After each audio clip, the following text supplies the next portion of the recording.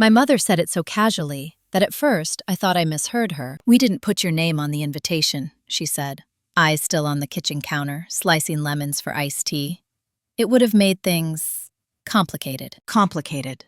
That was the word she always used when she meant inconvenient. I was standing in her kitchen in Cedar Falls, Pennsylvania, a house I had practically grown up cleaning, fixing, maintaining. I'd driven 3 hours after work because she asked me to stop by. She hadn't said why. She rarely did anymore. "What invitation?" I asked. She didn't look up. "Your brother's wedding weekend. The rehearsal dinner." The knife hit the cutting board with a soft, steady rhythm. Thud. Thud. Thud. I waited for the rest of the sentence. An explanation. A justification. Maybe even an apology. None came. "My name is Eleanor Price. I was 31 years old when I realized my family had learned how to erase me without raising their voices." "Why would it be complicated?" I asked. She sighed. The practiced sigh of a woman who believed she was being patient. "You know how Mark's fiancé feels about you." I didn't. Not really. I'd met Lila twice. We'd exchanged polite smiles and comments about the weather. Nothing that suggested hostility. "She feels uncomfortable," my mother continued. "And this weekend is about Mark, not about old dynamics." Old dynamics. Another phrase she liked. Vague enough to end conversations. "So I'm not invited," I said. "You're invited to the ceremony," she corrected quickly. "Just not the dinner. Or the brunch the next morning. It's all very intimate." Intimate. As in, carefully curated. I nodded slowly. Inside, something tightened. Not pain. Recognition. This wasn't sudden. It was a continuation. Growing up, Mark had always been the centerpiece. The only son. The one my father called champ and buddy. The one whose mistakes were reframed as learning experiences. I was the older sister by 3 years, the reliable one. The one who adapted. When Dad died 8 years ago, I moved back home for 6 months to help Mom. Sorted paperwork. Managed the house. Helped her navigate the legal maze she pretended not to understand. Mark visited twice. "You're so good at this," she told me then. "You don't need recognition." That was the first time I realized being capable was a liability. I left the kitchen without arguing. I'd learned long ago that confrontation only confirmed their narrative, that I was difficult, emotional, too much. In the car, I sat for a minute with the engine off. The house behind me looked peaceful. White siding, neatly trimmed hedges. No outward sign of fracture. My phone buzzed. A text from Mark. "Hey, Mom said you stopped by. Everything good?" I stared at the screen. I typed back. "She told me I'm not invited to your rehearsal dinner." 3 dots appeared. Disappeared. Reappeared. Then, "Yeah, we thought it was better that way. No drama." No drama. I laughed once, out loud, alone in the car. When I got home that night, I opened my laptop and pulled up the family business records. Price Outdoor Supply had been founded by my grandfather in the 1980s. Hunting gear, camping supplies, small but profitable. After Dad died, ownership had been split evenly between Mom, Mark, and me. On paper. In practice, Mark ran it. Or thought he did.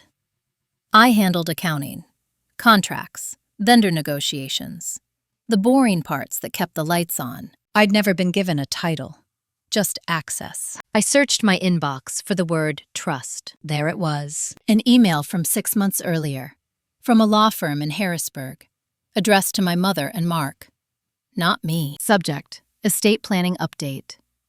Attached, my stomach went cold. I opened the attachment. It took me 2 full minutes to understand what I was reading. The will had been revised. The business interest previously divided equally was now structured differently. Mark would retain controlling shares. Mom would hold the remainder in trust. I was listed as a contingent beneficiary. Contingent, if certain conditions were met. Conditions that weren't specified. My name hadn't been removed, just repositioned. I closed the laptop. That night, I didn't cry. I didn't call anyone. I lay in bed staring at the ceiling, replaying my mother's voice. It would have made things complicated. The next morning, I went to work as usual. Same routine, same calm exterior. At noon, I called a lawyer. Her name was Denise Holloway. She specialized in estate disputes and closely held businesses. "I don't want to fight," I told her. "I want to understand what I'm standing on." There was a pause. Then, "That's usually the smartest place to start." Over the next week, I learned more than I ever wanted to know. The will revision was legal. The ownership structure allowed it.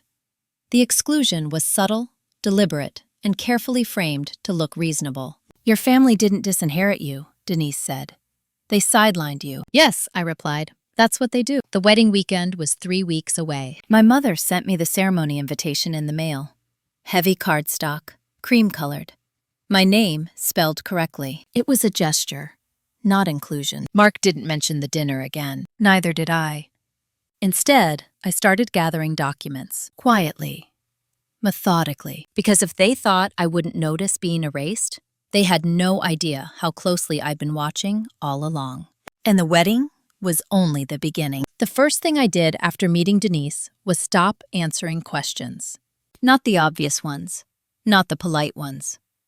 I still replied to my mother's texts about the weather and grocery sales. I still sent Mark the monthly vendor summaries he barely skimmed. On the surface, nothing changed. Underneath, everything did. Denise had asked me a simple question during our second call. Who actually has the authority to sign? At first, I said Mark. That's what everyone assumed. Then I checked. The operating agreement for Price Outdoor Supply was old. Written back when my father was still alive. It named 2 managing members, my father and my mother. When he died, nothing had been formally updated. My mother had never reassigned authority in writing, which meant that in practice, Mark ran things. But legally, my mother still held the pen. And my access to the books, the contracts, the payment systems, that wasn't accidental. My father had insisted on it years ago. 2 sets of eyes, he'd said. Family or not. I hadn't thought about that in a long time. Denise didn't sound surprised. "So you don't control the company," she said. "But you know exactly how it functions." "Yes, that's leverage," she said. "Even if you don't use it." I drove to Cedar Falls the following Saturday, under the pretense of helping my mother finalize seating charts for the wedding. She'd asked me herself, her voice soft and almost apologetic. "You're so organized," she'd said. "It would mean a lot." I agreed. Not because I wanted to help, because I wanted to listen. Her dining room table was covered in envelopes and sticky notes, names scribbled in her handwriting. I noticed immediately that my name appeared only once. Ceremony seating, 3rd row, aisle seat. "You'll be close to the front," she said quickly, noticing my glance. "Of course," I replied. As we worked, she talked. About Lila's parents. About how expensive everything had become. About how stressed Mark was. "He's under a lot of pressure," she said. "This business, the wedding, the future. He needs stability." "And I don't?" I asked, gently. She smiled, the way people do when they think they're being kind. "You're different, Ellie. You've always been independent." There it was again. Independence as justification. At one point, she left the room to take a call. I heard her voice drop as she answered. "Yes, everything's moving forward." "No, Eleanor doesn't know. I handled it." I didn't move. I didn't breathe louder. I just stood there, absorbing the words. When she came back, she acted as if nothing had happened. That night, I stayed in my old bedroom, the one that had become a storage room over the years. Boxes of Mark's childhood trophies sat stacked against the wall. Mine had been donated long ago. I lay awake thinking about all the times I'd been told not to worry, not to push, not to complicate things. In the morning, I took photos, not of sentimental items, of documents, old binders in the basement, vendor contracts with my signature on them, loan agreements that required unanimous consent but had only been signed by my mother. I didn't steal anything. I didn't alter anything. I documented. Back home, Denise reviewed what I'd sent. "They're exposed," she said simply. "Legally?" I asked. "Operationally," she corrected. Which is worse, because it creates uncertainty. I didn't feel excited. I felt steady. The wedding weekend arrived faster than I expected. I booked a hotel 20 minutes away. No staying at my mother's house. No shared breakfasts. No pretending. At the ceremony, everything was perfect. White flowers, soft music, smiles practiced and genuine, all at once. Mark hugged me briefly. Glad you made it, he said. I wouldn't miss it, I replied, which was true. At the reception, I noticed how people positioned themselves. Who stood close to whom? Who avoided eye contact? Lila barely acknowledged me. My mother kept me at arm's length. I wasn't offended. I was taking notes. During dinner, Mark stood to give a speech. He talked about family, about legacy, about stepping into his father's shoes. Our dad built something real, he said, and we're going to carry it forward. People applauded. I smiled and clapped with them. After dessert, I slipped outside to the patio. The air was cool, quiet. Denise had warned me not to act too soon. Let them think everything is settled, she'd said. People make mistakes when they're comfortable. The next morning, while the rest of the family attended the post-wedding brunch I wasn't invited to, I drove to Harrisburg. The law firm that handled my family's estate planning was housed in a glass building overlooking the river. I'd made an appointment under my own name. The attorney, a man in his 60s named Robert Keller, greeted me with mild surprise. I wasn't expecting you, he said honestly. I know, I replied. That's the pattern. He shifted in his chair as I laid out my concerns. I didn't accuse. I asked questions, precise ones. He answered carefully. Too carefully. When I mentioned the operating agreement, his jaw tightened. You should have been informed, he admitted. Yes, I said. I should have. When I left, I felt something new. Not anger. Momentum. That evening, my mother called. Did you enjoy the wedding? She asked. Yes, I said. Very much. A pause. You sound distant. I'm thinking, I replied. About what? About whether I still belong in things that don't want me. She laughed lightly. Oh, Ellie, don't be dramatic. I looked out the window at the fading light. I'm not, I said. I'm being accurate. She didn't respond right away. When the line went quiet, I knew something had shifted. They still thought they were in control. They had no idea how close they were to losing it. The first call came 3 days after the wedding. Mark called in the middle of the afternoon, right as I was reconciling a vendor account. His name lit up my phone like it always had. Familiar. Automatic. I let it ring twice before answering. Hey, he said. Too cheerful. You got a minute? I do, I said. We're doing some restructuring, he continued. Post-wedding, post-expansion mindset. You know how it is. I did know how it was. Whenever Mark said restructuring, it meant decisions had already been made. Okay, I said. There was a pause. He'd expected more. So, he went on, Lila and I talked, and we think it makes sense for you to step back a little. From day-to-day stuff. I leaned back in my chair. Step back how? Well, he said carefully, maybe transition out of accounting and vendor relations. We're thinking of bringing in an outside firm. Cleaner. More professional. Professional. Another word that meant replaceable. And my role? I asked. You'd still be involved, he said quickly. Just less hands-on. Strategic, maybe. Strategic without authority. Invisible without access. Send me the proposal, I said. Great, he replied, relieved. I knew you'd understand. After we hung up, I didn't react. I forwarded the call summary to Denise and added a note. They're moving sooner than expected. Her response came back within minutes. Good. That means pressure. That evening, my mother emailed me. Subject. A few changes, she wrote in her usual tone. Warm, concerned, firm. Mark and I have been talking. We think it's time to simplify things. You've always had so much on your plate, and we don't want you to feel burdened. This could be a relief for you. Relief? As if they were doing me a favor. At the bottom, she added, we'll discuss details soon. I closed the email and opened a spreadsheet. For years, I'd kept a private ledger. Nothing illegal, just notes, patterns, dates, instances where decisions had been overridden verbally but not documented. Payments delayed because Mark forgot. Contracts signed without proper approval. I didn't keep it out of paranoia. I kept it because someone had to remember how things actually worked. Denise and I met the next morning via video call. They're pushing you out operationally, she said. That's not accidental. I know. They want you disengaged before you notice anything else. I smiled slightly. Too late, she nodded. Here's what matters. They can't remove you without formal action. And formal action creates records. So I let them try, I said. Yes, she replied. But you don't resign. You don't agree verbally. You ask for everything in writing. That afternoon, I replied to Mark, happy to review any proposal. Please outline scope changes, authority shifts, and timeline in writing. No emojis, no reassurance. His response took hours. Sure, will do. Short, tight. The next few days were quiet, too quiet. Then, on Friday morning, I got locked out. Not dramatically, no alerts, just a failed login when I tried to access the vendor portal. I tried again, same message. Access denied. I sat very still. Then I took screenshots. I called Paula, the operations coordinator who'd worked with us for over a decade. Hey, I said lightly.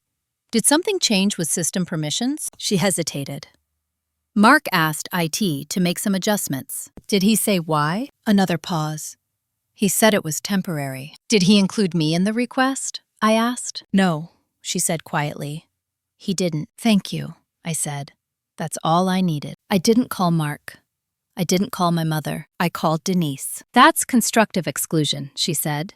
It strengthens your position. How? I asked. They're altering your role without notice or agreement, she said. And they're interfering with your ownership rights. I stared at the wall across from my desk. Pale gray, neutral, calm. What do we do? I asked. We wait, she said. And we document. That night, my mother showed up at my apartment unannounced. I opened the door and found her standing there with a tight smile and a bakery box in her hands. I was in the area, she said. She wasn't. She lived an hour away. I thought we could talk, she added. I stepped aside. She sat at my small dining table, placing the box between us like an offering. Lemon cake, my favorite. I heard you're upset, she said. I didn't say that. Well, she continued. Mark said you were being difficult about the transition. I met her eyes. What transition? She blinked. Just once. You know, she said. The changes. I wasn't informed of any, I replied. She sighed. Ellie, you don't need to be involved in everything. I'm an owner, I said calmly. I do. Her mouth tightened. This isn't about ownership. It's about harmony. There it was. The real priority. I've lost system access, I said. Was that part of the harmony plan? She looked away. It's temporary, she said, until things settle. And when do they settle? I asked. When everyone stops pushing, she said pointedly. I nodded slowly. Then I suppose this will take a while. She stood abruptly. You're making this harder than it needs to be. No, I said. I'm just not making it easier for you anymore. She stared at me. For the first time, I saw something flicker there. Not anger. Fear. You're going to ruin this family, she said. I shook my head. I'm not the one changing the locks. She left without taking the cake. The next, it was polite, professional, impossible to ignore. By Monday, Mark called again. This is getting out of hand, he said. Why involve lawyers? I leaned back in my chair. Because you stopped talking to me, I replied, and started acting. You didn't have to do that. You didn't have to exclude me, I said. Silence. You think this gives you leverage, he said finally. I know it gives me clarity, I replied. When the call ended, my phone buzzed with an email notification. From the law firm. Subject: request for meeting regarding ownership structure. I opened it slowly. They wanted to talk. And for the first time since all of this began, they weren't pretending I didn't exist. The meeting was scheduled for the following Thursday at 10 in the morning. Neutral ground. A conference room at Keller & Brown LLP in Harrisburg. Glass walls. Polished table. Bottled water arranged neatly in front of each chair, like a quiet warning that everything said inside would be remembered. Denise met me in the lobby 15 minutes early. They asked for you, she said as we waited. That matters. It matters that they can't avoid me anymore, I replied. Mark and my mother arrived together. Mark in a navy suit he'd clearly worn for the wedding. My mother in beige, understated, the color she chose when she wanted to look reasonable. They both smiled when they saw me, not warmly, cautiously. Robert Keller entered last, carrying a thin folder. Thank you all for coming, he said. Let's sit. We did. No one rushed to speak. That silence was telling. For years, I'd been the one to fill it, to smooth it, to keep things moving. I didn't this time. Finally, Keller cleared his throat. This meeting was requested due to concerns raised by Ms. Price regarding access, authority, and recent changes in the management of Price Outdoor Supply. He looked directly at my mother. Mrs. Price, perhaps you'd like to begin. She folded her hands. We're just trying to make things easier. Mark is taking on a lot, and Eleanor has her own life. We thought it made sense to simplify roles. And exclude me from decisions? I asked calmly. No one said exclude, Mark cut in quickly. We're just realigning. By removing my access without notice, I said. That's not realignment. That's obstruction. Denise didn't speak. She let the words land. Keller adjusted his glasses. Ms. Price is correct that unilateral changes affecting an ownership interest can raise concerns. My mother frowned. This feels extreme. Only because you're used to deciding without me, I replied. Mark shifted in his seat. Ellie, come on. This isn't personal. Then why wasn't I told? I asked. He opened his mouth, closed it. Silence again. Keller leaned forward. There is also the matter of the recent will revision. My mother stiffened. That revision, Keller continued, changed the distribution of controlling interest. Miss Price was not consulted. She didn't need to be, my mother said sharply. It's my estate. Yes, Keller replied, but it directly impacts the governance of the company while you are alive. Mark looked at her, surprised. I watched him realize in real time that he hadn't been given the full picture either. Mom? He said. She waved a hand. This is getting off track. No, Denise said quietly. It's getting on track. Keller opened the folder. Given the current situation, we recommend a formal review of the operating agreement, access protocols, and interim authority. Mark frowned. What does that mean? It means, Keller said, that until matters are clarified, no further changes should be made without unanimous consent. Unanimous. The word hung in the air. My mother's jaw tightened. That will slow everything down. Yes, Keller agreed. That's the point. After the meeting ended, Mark followed me into the hallway. You blindsided me, he said. I gave you every chance to talk, I replied. You're forcing Mom into a corner. No, I said. I'm standing in mine, he scoffed. What do you want, Ellie? Control? An apology? I looked at him carefully. I want you to stop deciding who I am without me. He stared at me, then laughed humorlessly. You've changed. Yes, I said. I had to. The drive home was quiet, not tense, focused.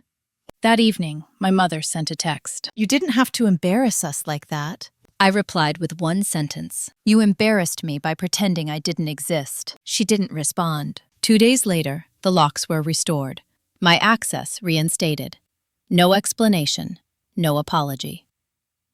Just a silent reversal. Denise called me that night. They're regrouping, she said, which means the next move matters. I know, I replied. What's your goal?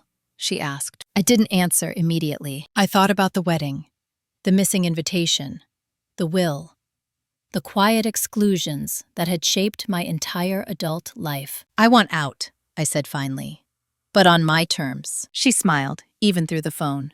Then we start planning. I opened my laptop and created a new folder. Exit, not revenge, not destruction, extraction. And as I began outlining my options, one thing became clear. They thought this was about power. They were wrong. This was about choosing myself before they finished erasing me. Once you decide to leave, everything sharpens. I started noticing patterns I'd ignored for years. How Mark never documented decisions that favored him. How my mother spoke in conclusions instead of conversations.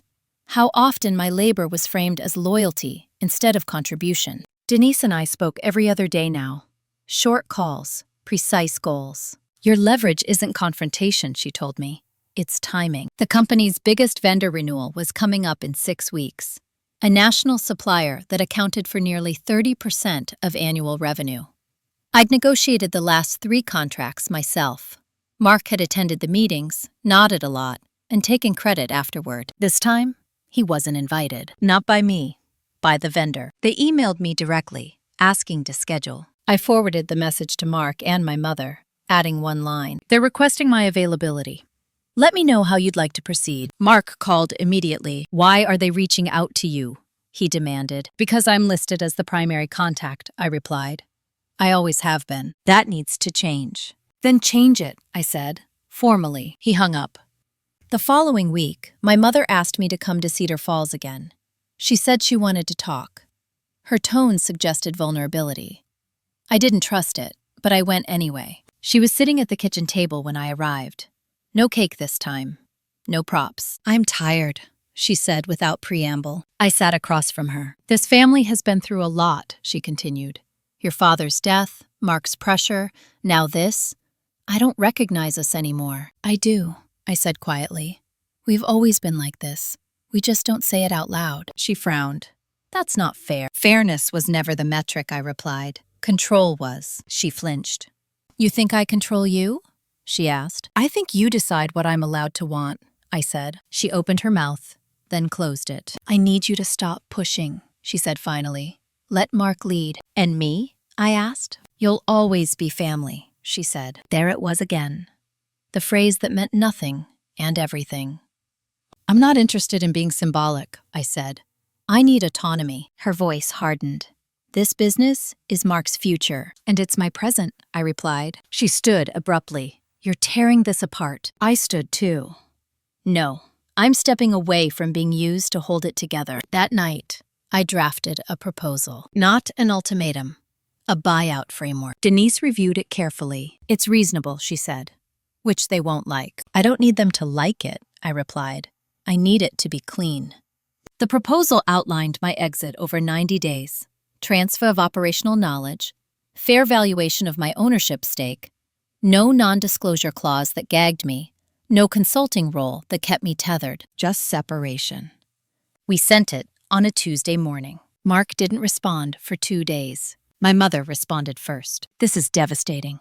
After everything we've done for you." Denise advised me not to reply. Mark called that night. "You're serious," he said. "Yes." "You'd walk away from the family business?" "I already have," I replied. "You just didn't notice." "You're doing this out of spite." "No," I said. "I'm doing it because staying costs me too much." Silence. "You think you deserve more," he said finally. "I deserve clarity," I replied. "And so do you." He exhaled sharply.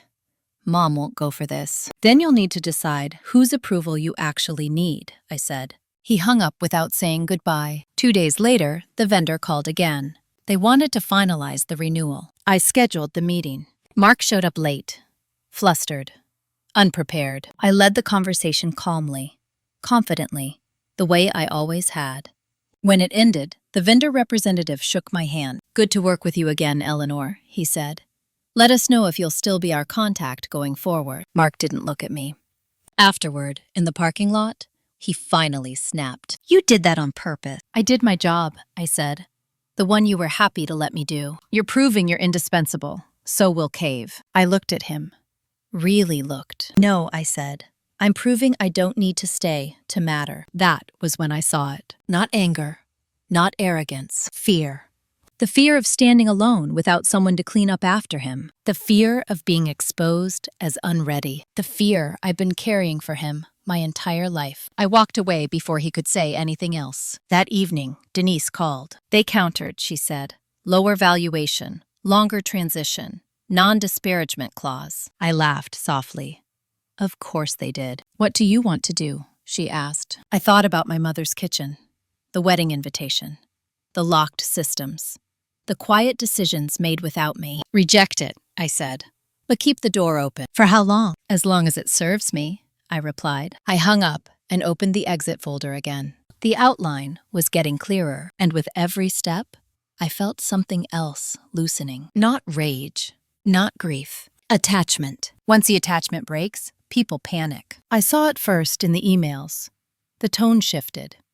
Where Mark had once written short, confident directives, his messages became longer, defensive, full of justifications no one had asked for.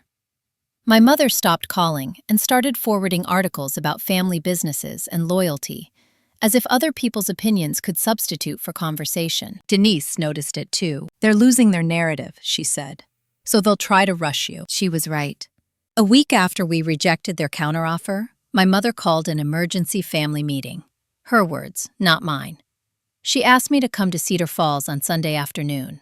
Mark would be there. So would Lila. "Why Lila?" I asked. "She's part of this family now," my mother said tightly. I didn't argue. I wanted to see how far they were willing to go. They were already seated when I arrived. Mark at one end of the table, my mother at the other. Lila beside him, hands folded, posture perfect. She smiled at me with something that looked like sympathy. That unsettled me more than hostility ever could. "We just want to talk," my mother said as I sat down. "No lawyers, no documents." I nodded. "Then let's talk." Mark leaned forward. "You're forcing us into a corner." "I offered a structured exit," I replied. "That's not a corner. That's a door." Lila spoke for the first time. "Eleanor, I think you're misinterpreting things." I looked at her. "How so?" "This isn't about excluding you," she said gently. "It's about protecting the future."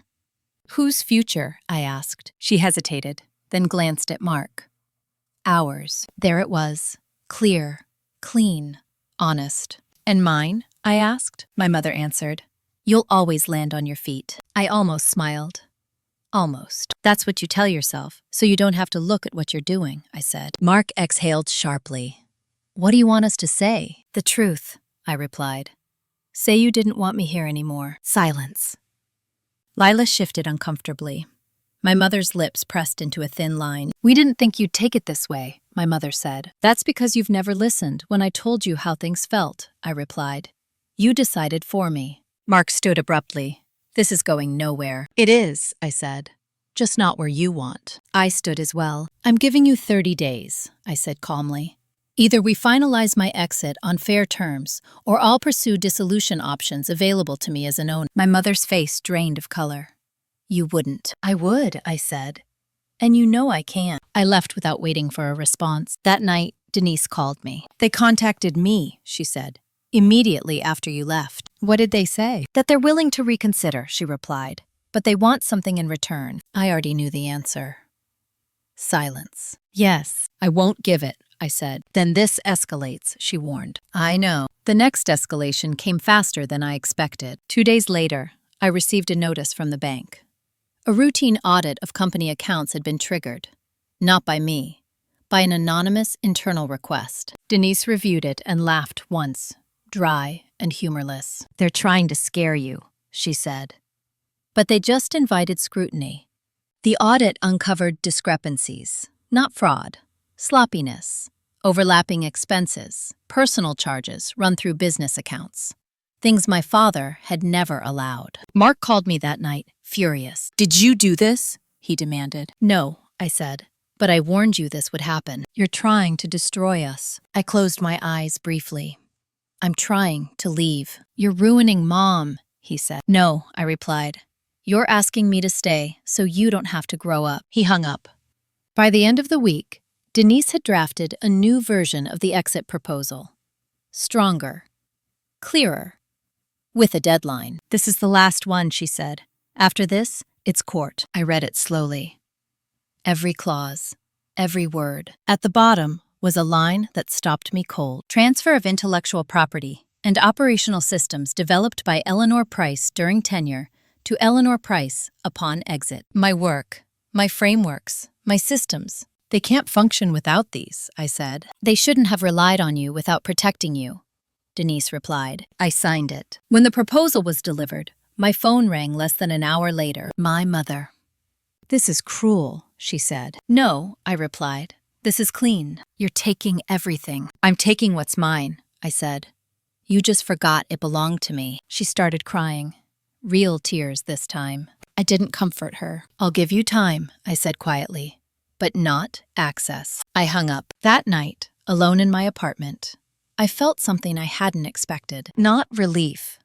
Anticipation. Because for the first time, the power dynamic had fully shifted. They weren't deciding whether to keep me. They were scrambling to figure out how to function without me. And the deadline was ticking. When people realize they're losing control, they don't let go quietly. They tighten their grip and call it love.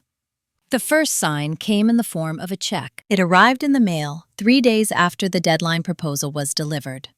No note, no explanation, just an envelope from Price Outdoor Supply with my name typed neatly on the front. Inside was a check for $25,000. I stared at it for a long time before calling Denise. "They're trying to confuse the record," she said immediately.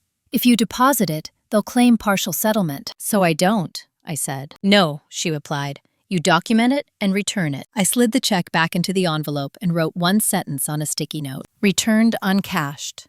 No agreement reached. I sent it back by certified mail. That evening, Mark showed up at my apartment. He didn't text, didn't call ahead, just knocked. Hard enough that my neighbor down the hall opened her door to look. I waited until she went back inside before answering. He looked worse than I'd ever seen him. Not disheveled, just stripped.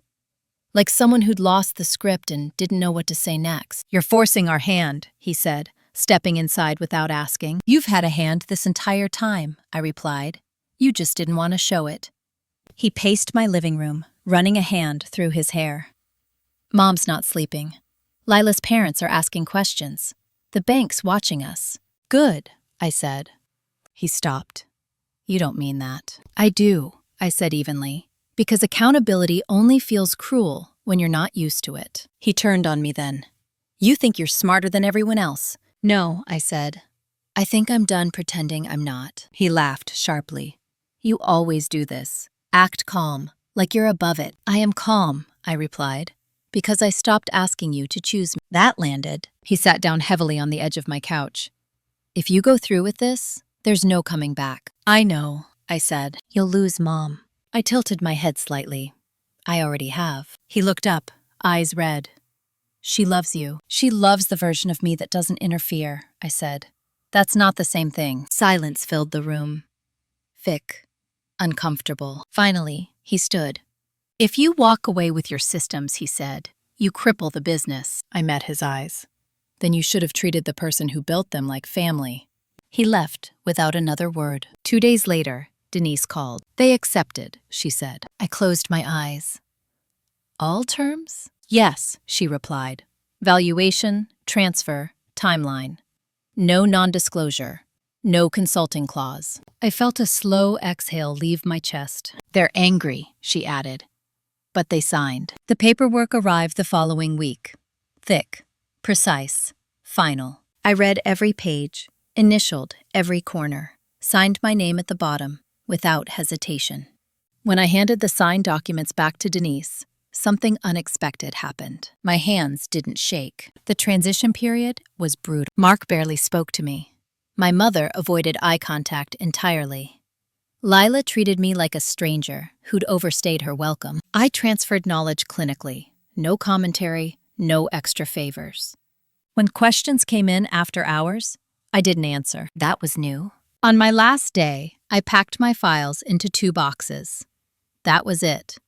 Years of work reduced to paper and a flash drive. Paula met me in the hallway as I was leaving. "I'm sorry," she said quietly. "For what?" "For not speaking up sooner." I nodded. "I understand." She hesitated.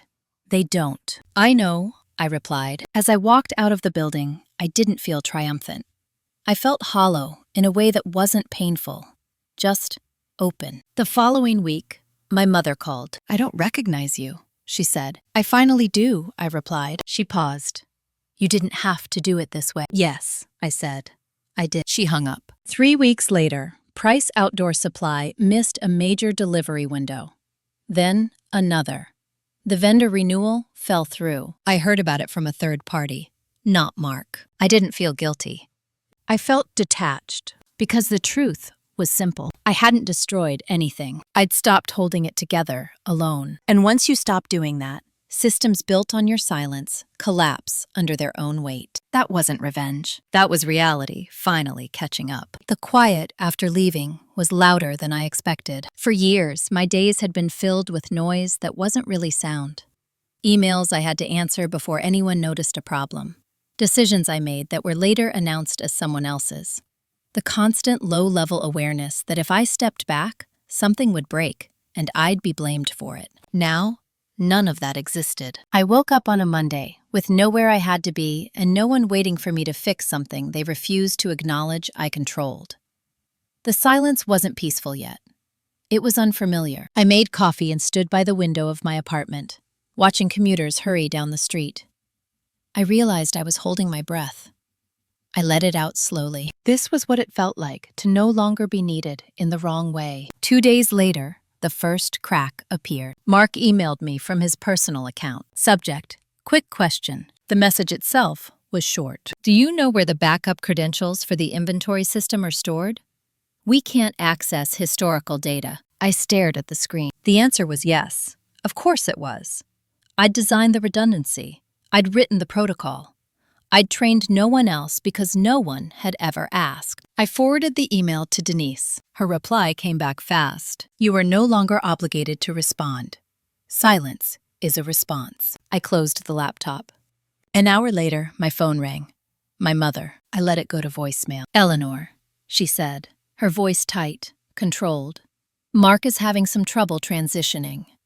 This is exactly what I was afraid of. We need you to be reasonable. Reasonable. The word they used when they wanted access, without accountability. I didn't call back. That week, a former vendor reached out to me directly, not about the business, about a consulting role. He'd heard I was available, that I knew how things actually worked. I took the meeting. It paid more than I'd ever earned before. Word travels fast when the right people finally notice who was doing the work. By the end of the month, I had 3 offers. Short-term, high-impact, no family ties, clear scopes. I accepted one and turned down the rest. For the first time, I chose based on what I wanted, not what would keep everyone else calm. Meanwhile, Cedar Falls unraveled. I heard it through people who didn't mean to gossip. A banker who asked too many questions. A supplier who mentioned delayed payments. Paula, who texted me late one night. They're overwhelmed. They don't know where anything is. I stared at her message for a long time before replying. I know. She sent back a single line. I wish I'd learned from you sooner. In early autumn, my mother tried a new tactic. She sent me a photo. It was of my childhood bedroom. Freshly painted, cleared out. Sunlight streaming in through the window. We're making space, her message read. If you ever want to come home. I studied the image. It wasn't an invitation. It was a performance. A visual version of remorse without responsibility. I didn't respond. A week later, Denise called. They're struggling to meet compliance deadlines, she said. Mark requested an extension. And? I asked. It was denied. I closed my eyes briefly. What happens next? They'll either bring in outside management, she said, or bleed slowly. In my involvement? None, she replied, unless you choose otherwise. I thought about that. The power of choice still felt strange in my mouth, like a word I'd learned late in life. I'm not choosing them, I said. That evening, I ran into Lila at the grocery store. She looked startled to see me, then composed herself quickly. Eleanor, she said. Hi. Hi, I replied. She shifted her weight. I just wanted to say, I didn't realize how much you did. I waited. And I think, she continued, things would have been easier if you'd just been more flexible. There it was, the expectation. I met her eyes. Flexible people get bent out of shape, she flushed. That's not what I meant. I know, I said.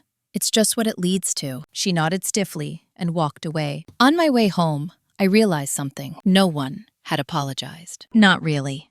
They'd offered money, access, invitations, space, but never accountability. And somehow, that no longer hurt, because I'd stopped needing it. By November, the business announced a temporary restructuring.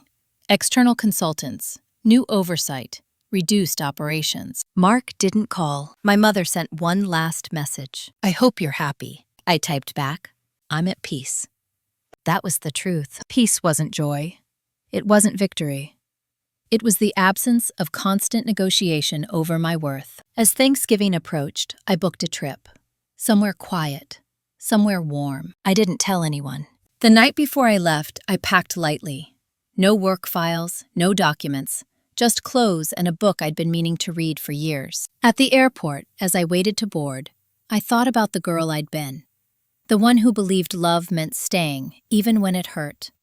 The one who confused endurance with loyalty. She'd done the best she could with what she knew, but she wasn't coming with me. I boarded the plane, alone. And for the first time, that felt like a choice, not a consequence. The place I went had no significance. That was the point. A small coastal town in the Carolinas. Quiet enough that no one asked what I did for a living. Warm enough that time seemed to slow on purpose. I rented a room overlooking the water and let the days stretch without structure. The first morning, I woke before sunrise, out of habit. My body still expected urgency. I sat on the edge of the bed and waited for the anxiety to arrive. It didn't. I walked along the beach instead, barefoot, cold sand, the tide steady and indifferent. That's when it hit me.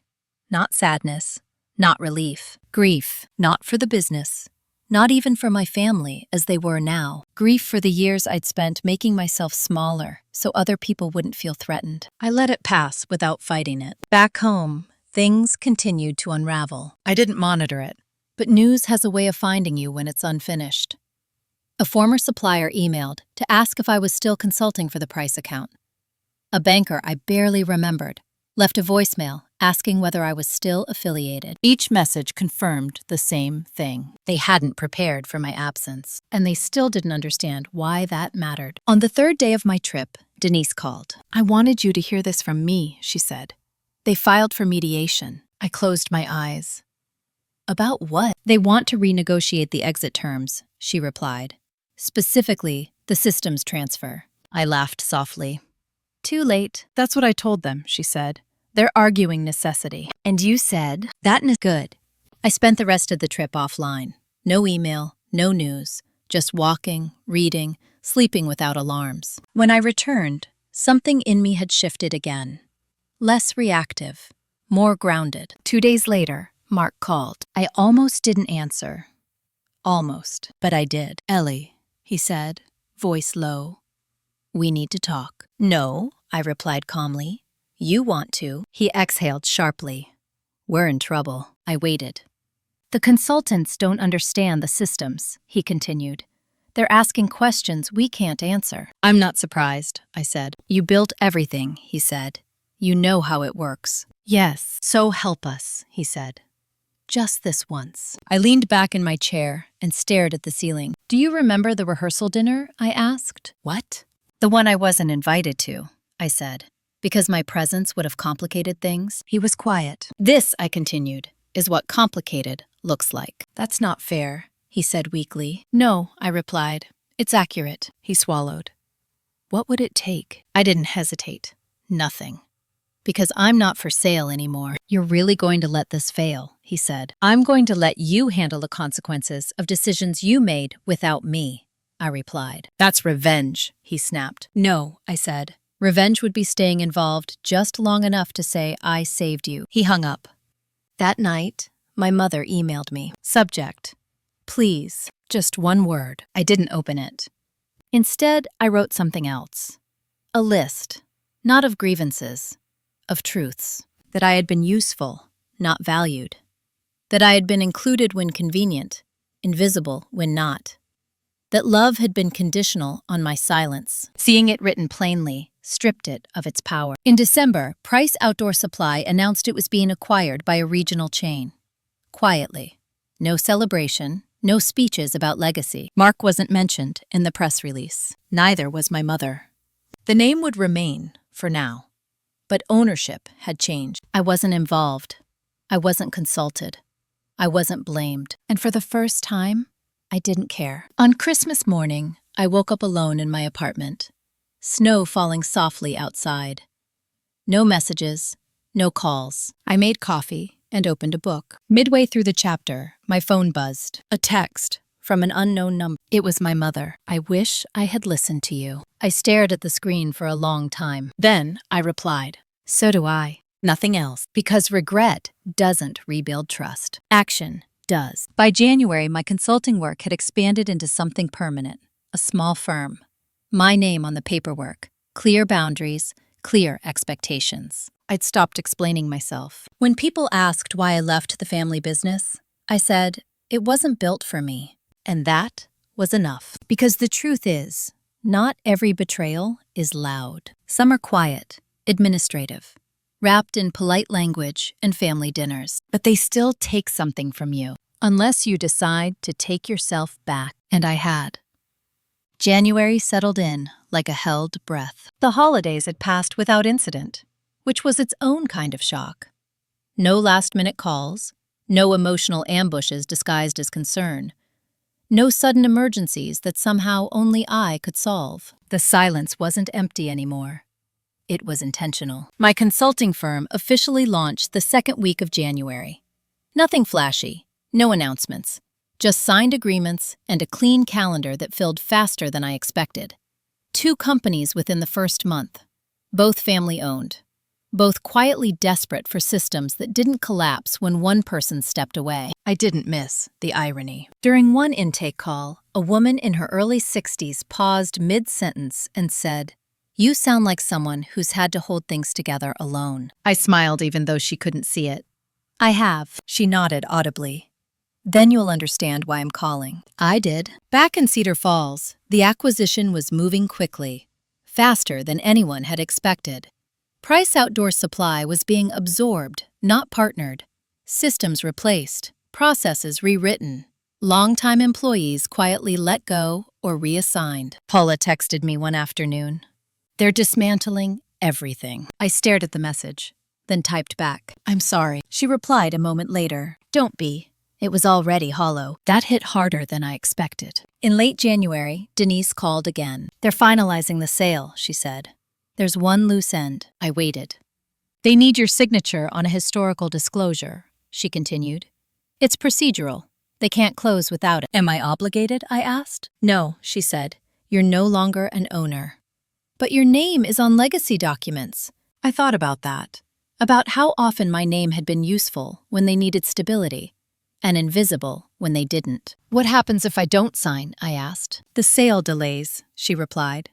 "Potentially collapses." I closed my eyes. This was the moment people imagine when they think about revenge. The chance to burn it down completely, to finally make them feel the weight of being excluded. "What do you want to do?" Denise asked. I considered it carefully. Then I said, "Send me the document." It arrived that evening. 10 pages. Dense language. No emotion. Just confirmation of facts I'd lived with for years. I read it once. Then again. On the last page, above the signature line, was a sentence that stopped me. Operational continuity relied heavily on Eleanor Price's proprietary systems and oversight. Proprietary. I signed. Not because they deserved the closure, because I did. When the sale was announced publicly the following week, it barely registered. A short article in a regional business journal. No photos, no interviews. The business my father had built was officially no longer ours. I didn't mourn it. That chapter had already closed. In February, my mother tried one last time. She showed up at my apartment without warning, the same way Mark had months earlier. Older, smaller, less certain. I opened the door and didn't step aside. "I just want to talk," she said. "I know," I replied. She stood there, hands clasped tightly in front of her. "I don't know who I am without the business." I looked at her, really looked, and for the first time, I saw not authority, but fear. "I know who you are," I said. "You're someone who made choices and doesn't like the outcome." She flinched. "That's cruel." "No," I said gently. "It's honest." She started to cry. Quietly. No theatrics. Just tears. "I thought if I kept things balanced," she said, "no one would get hurt." "You balanced them on me," I replied. She nodded. "I see that now." I believed her. That didn't change anything. "I can't be what you need anymore," I said. "And I won't be what you use." She looked up. "Is there any way back?" I shook my head. "Not the way you want." She left, without arguing. I closed the door and leaned against it for a moment, feeling the weight of finality settle in. Not grief. Resolution. That night, I sat at my desk and reviewed my calendar for the next quarter. Full. Purposeful. Mine. I thought about how close I'd come to staying, to softening, to accepting another version of almost. I didn't. And that was the difference. Because power doesn't always change hands in a courtroom or a boardroom. Sometimes it shifts quietly, the moment you stop explaining why you deserve to be treated fairly. And once that shift happens, there's no undoing it. Spring arrived without asking permission. The river near my apartment swelled with runoff. The sidewalks filled again, and people began to look up from their phones as they walked.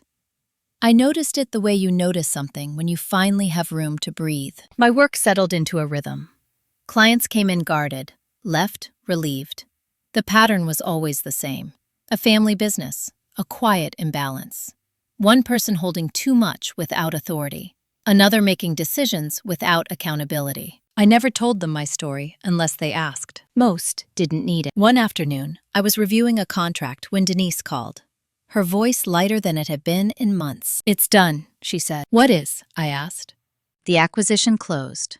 Fully. Price Outdoor Supply is officially absorbed." I nodded, even though she couldn't see me. "Thank you for letting me know." There was a pause. "How do you feel?" I considered the question carefully. "Finished." "That's a good place to be," she said. It was. A week later, I received a forwarded article from Paula, a local paper, buried on page 6. "Longtime Cedar Falls business transitions under new ownership." No mention of my father, no mention of Mark, just numbers and logistics. Paula added a short note. "They asked where you were." I told them, "You moved on." I smiled. That evening, Mark emailed me again. Not a plea, not an accusation, just an update. "I'm relocating, starting over somewhere else. I wanted you to hear it from me." I stared at the screen for a long time. Then I replied, "I hope you find something that doesn't need someone else to prop it up." That was all. In late April, I attended a small conference for women in operations and compliance. I hadn't planned to speak. I was just there to listen. During a break, a woman in her 70s sat beside me. Silver hair, steady hands.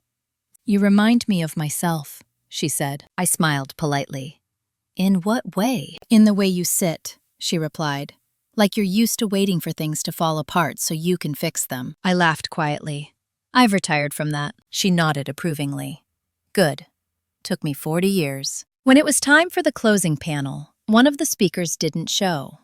The organizer asked if anyone could step in. I felt the old reflex stir, the urge to rescue. Then I raised my hand anyway. Not to rescue, to speak. I talked about systems, about clarity, about how businesses fail quietly long before they collapse publicly, about how the most dangerous phrase in any organization is, "Don't worry, she'll handle it." I didn't mention my family. I didn't need to. Afterward, women approached me, some younger, some older, all with the same look in their eyes. Recognition. In May, I changed my number. Not dramatically, just practically. I gave the new one to clients, friends, people who knew me as I am now. My mother didn't have it. Neither did Mark. That wasn't punishment. It was maintenance. On a Sunday morning, I went back to Cedar Falls for the first time in months. Not to see anyone, to visit my father's grave. The cemetery was quiet, the grass trimmed, the stones simple. I stood there for a long time, hands in my coat pockets, thinking about what he would have said if he'd lived longer. I realized something then. He would have understood. He had trusted me for a reason. That thought settled something I didn't know was still unsettled. As I walked back to my car, I saw my mother in the distance, near another row of stones. She saw me too. We didn't wave. We didn't approach. We nodded once from where we stood. That was enough. That night, back in my apartment, I opened the folder labeled Exit. I stared at it for a moment. Then I deleted it. Not because I was forgetting, because I no longer needed proof to trust myself. I poured a glass of wine and stood by the window, watching the city shift from day to night. For years, I had been told to be patient, to be flexible, to be understanding. What no one had told me was that those traits, when weaponized, become chains. I had taken them off. And the thing about removing chains is this. You don't feel lighter right away. You just realize how far you can walk without being pulled back. I didn't wake up one morning and feel victorious. There was no surge of triumph, no dramatic sense that everything had resolved itself, the way stories promise it will. What happened instead was quieter and far more permanent. I stopped checking my phone, not consciously at first, just little things. I'd leave it on the counter when I went into another room. I wouldn't feel the itch to respond immediately. The constant readiness, the low-level vigilance I'd carried for years, began to dissolve. That's when I understood something important. My family hadn't just controlled my role. They had controlled my attention, and reclaiming that was the real turning point. Summer came early that year. Warm evenings, open windows, the city humming late into the night. My consulting firm stabilized into something sustainable. Not endless growth, not burnout disguised as ambition. Just steady, intentional work. I turned down more projects than I accepted. That alone felt radical. One afternoon, while reviewing a contract, I caught myself smiling at a clause about decision authority. Clear, unambiguous, no room for interpretation. I'd learned to read between the lines the hard way. Now, I wrote lines others couldn't cross. In July, I received a letter forwarded through Denise. No return address. Familiar handwriting. It was my mother. She wrote about the house in Cedar Falls. How empty it felt now. How quiet. She wrote about my father. About regrets she couldn't reframe anymore. About how she wished she'd been braver. She didn't ask for forgiveness. She didn't ask for reconciliation. She ended the letter with one sentence. I hope you are living the life I didn't know how to give you. I folded the letter and placed it in a drawer, not as a reminder of pain, as a record of truth. That same week, Mark's name surfaced one last time. A former acquaintance mentioned he'd taken a job several states away. Entry level, different field. No legacy attached. I felt no satisfaction hearing it, just distance. And distance, I had learned, is a form of peace. On my birthday, I did something I'd never done before. Nothing. No dinner, no gathering, no performance of gratitude or reflection. I took the day off, walked along the river, bought a book I didn't need, and ate lunch alone at a small cafe where no one knew my name. It was perfect. That evening, I sat on my balcony as the sun disappeared behind the buildings, the city glowing in that soft, in-between light. I thought about the girl I used to be, the one who believed that if she stayed calm, stayed useful, stayed agreeable, things would eventually even out. They don't. Systems built on imbalance don't correct themselves. They consume whoever holds them up. I had mistaken endurance for love, silence for maturity, compliance for peace. Walking away taught me otherwise. The most painful part wasn't being excluded from the wedding dinner, or the will revision, or being locked out of systems I'd built. It was realizing how many times I'd been asked to shrink and called it loyalty. The moment I stopped doing that, everything changed. Not because my family suddenly understood, but because I did. I didn't win the business. I didn't restore the family. I didn't expose anyone publicly or demand apologies that would never come. What I did was simpler. I chose myself without asking permission. And that choice rewrote everything. If you're listening to this and something in it feels uncomfortably familiar, let me say this plainly. You don't owe access to people who benefit from your silence. You don't need consensus to set boundaries. And you are not cruel for refusing to carry what was never yours to begin with. Revenge isn't always loud. Sometimes it looks like walking away with your dignity intact, your name on your own work, and your future no longer up for negotiation. That's not bitterness, that's self-respect. If this story resonated with you, if you've ever been excluded, manipulated, or quietly erased by family, leave a comment. Share what you're comfortable sharing. You're not alone. And if you want more stories like this, about family drama, betrayal, inheritance, and the quiet kind of revenge that lasts, like and subscribe. Some tables don't need to be flipped. Sometimes the real power move is standing up and leaving the room for good.